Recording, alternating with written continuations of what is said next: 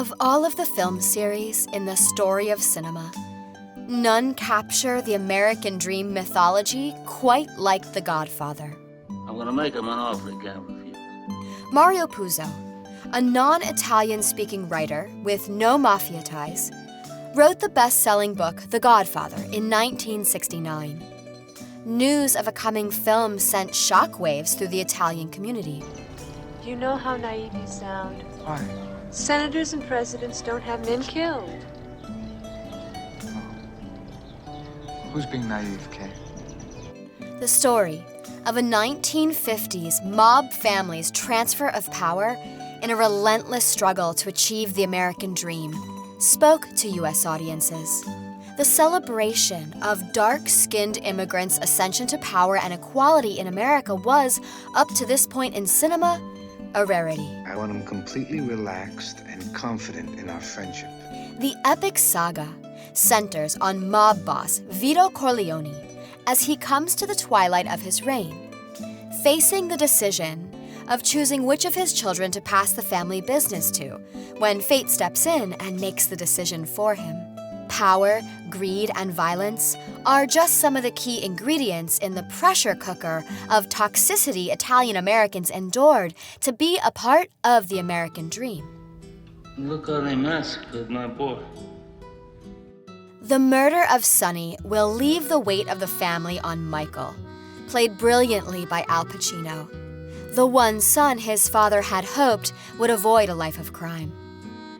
I never wanted this for you. I worked my whole life. I don't apologize to take care of my family. And I refused to be a fool.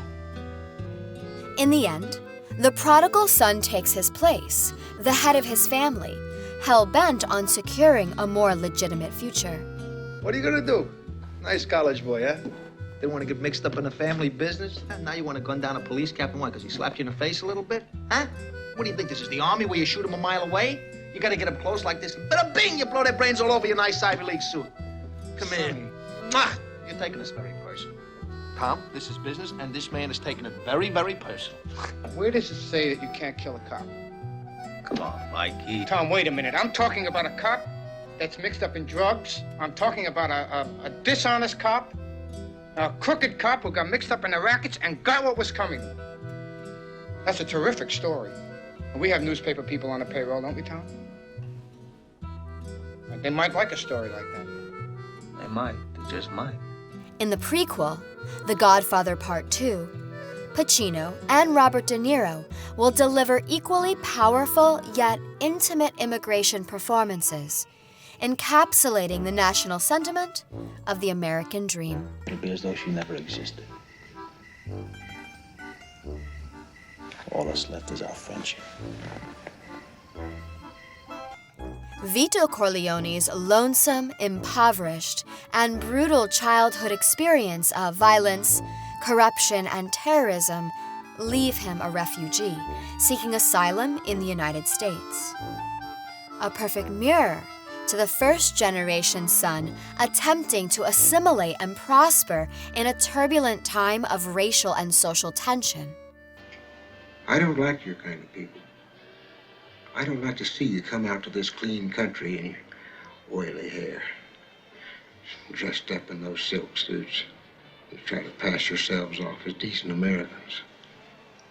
I'll do business with you, but the fact is that I despise your masquerade, the dishonest way you pose yourself and your whole fucking family. Each of the characters face a constant current of racism, regardless of prestige, power, or wealth. I don't care how many Dago, Guinea, what greaseball goombas come out of the woodwork. I'm German-Irish. Well, let me tell you something, my Kraut Mick friend. I'm gonna make so much trouble for you, you won't know what hit you. The corrosive power of ego, vanity, and jealousy leads to betrayal amongst the brothers, a Shakespearean tragedy. For all that was done in the service of family, it would be family that will pay the price to keep power. I know it was you, Fredo. You broke my heart. You broke my heart.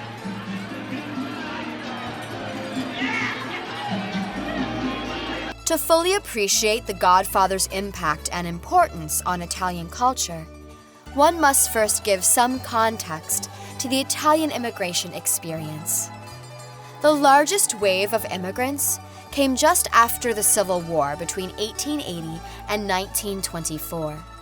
Considered new immigrants, such as Jews, Greeks, and Chinese, who were valued for labor jobs normal Americans did not want. But when it came to equal rights and citizenship, Italians were considered unable to assimilate. Many Italians were lynched by Anglo-Americans. In fact, the largest group lynching in American history happened to Italians in New Orleans, Louisiana in 1918.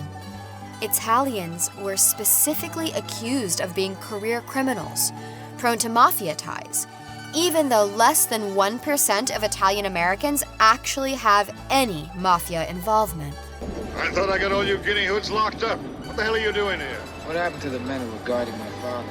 Originally intended for superstar Italian director Sergio Leone, the story found its way to a 29-year-old Italian prodigy from immigrant ancestry, whose trailblazing approach to cinema will bring forth one of the most powerful immigration stories in the history of cinema. What the hell is this? That's a Sicilian message. It means Luca Brasi sleeps with the fishes. At the center of Francis Ford Coppola's masterpiece, family, a deep personal theme to the director himself, who incorporated family in just about every scene of the movie. Sofia Coppola, his daughter, was in 2 of the films. His sister, Talia Shire, played Connie, and his father, a famous clarinet player, wrote music and won an Oscar for his timeless soundtrack. Don't ever take sides with anyone against the family again. Ever.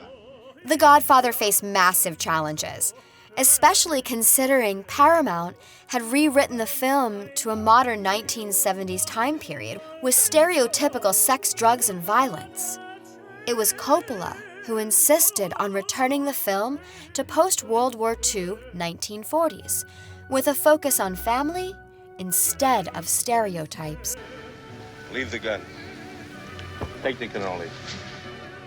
Coppola assembled a cast for the ages, against Paramount's wishes almost at every turn.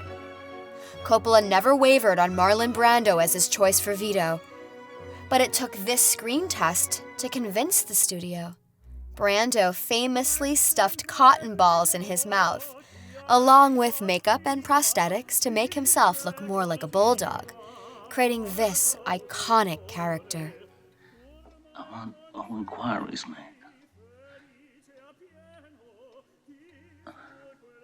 I want no acts of vengeance.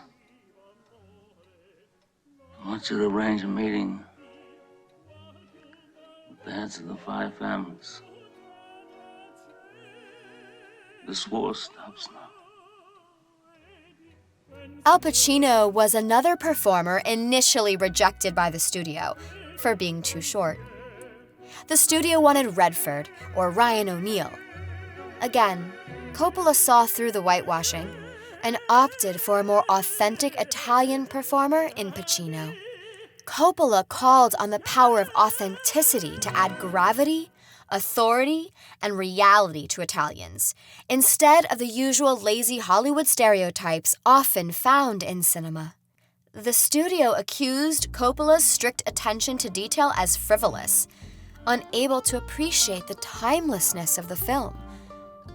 Not just entertainment, The Godfather is a time capsule of one of the most influential eras in history, post-World War II America.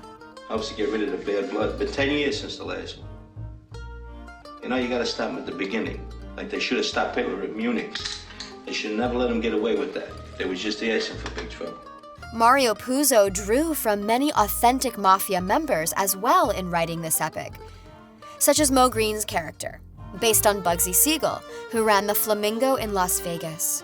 Mo loves the business. He never said nothing to me about it, so I'll make him an offer he can't refuse. The character of Johnny Fontaine is an obvious parallel to Frank Sinatra, who needed mafia help to get him out of a contract to star in From Here to Eternity, which helped his acting career. You can act like a man! What's the matter with you? Is this how you turn out a Hollywood Pinocchio that cries like a woman? What can I do? What can I do? But the most controversial of all, and what almost brought production of The Godfather to a halt, was the striking similarity of Vito Corleone and real-life mafia personalities. Mario Puzo lifted key elements from Carlo Gambino, a Sicilian immigrant, who climbed the ranks to one of the heads of mafia crime for over 50 years, as well as Joe Profaci, who used a legitimate olive oil import-export as a front for nefarious acts. But it would be Frank Costello who had the most influence on Brando. He famously studied recordings of Costello's soft-spoken speech. Costello also attempted to avoid violence, choosing negotiation, politicians, and businessmen to retain his power. Look at them. The Godfather is the first U.S. film to gross $100 million domestically at the box office in its initial release. The Godfather brought Coppola Oscar Gold, winning Best Director, Best Picture twice, Adapted Screenplay twice, and Best Actor awards for both Brando and De Niro for the same character. Francis's father, Carmine Coppola, won Best Music Score, cementing an impressive career. Timeless, powerful, and transformative, The Godfather ignited a cinema revolution that left behind powerful social results. For an entire new generation of Italians, Coppola opened the floodgates to a sympathetic mobster film that will come in the following decades. When Marlon Brando won the Academy Award for Best Actor in 1973, he protested the ceremony by having a special guest receive the award on his behalf. With the help of native actress Sacheen Littlefeather, Brando brought awareness to indigenous people's absence from that dream in cinema. The following audio is his recollection of that decision. Marlon Brando in The Godfather. I don't think that people generally realize what the motion picture industry has done to the American Indian. As a matter of fact, all ethnic groups, all minorities, all non-whites. And people just simply don't realize, they just took it for granted that that's the way people were going to be presented, and these cliches were just going to be perpetuated. It just goes on and on and on. And people actually don't realize how deeply these people are injured by seeing themselves represented, not so much the adults because they're already inured to that kind of pain and pressure, but children, Indian children, seeing Indians represented as savage, as ugly, as nasty, vicious, treacherous, drunken. They grow up only with a negative image of themselves, and it's an issue that nobody in the motion picture industry has ever addressed themselves to, unless forced to.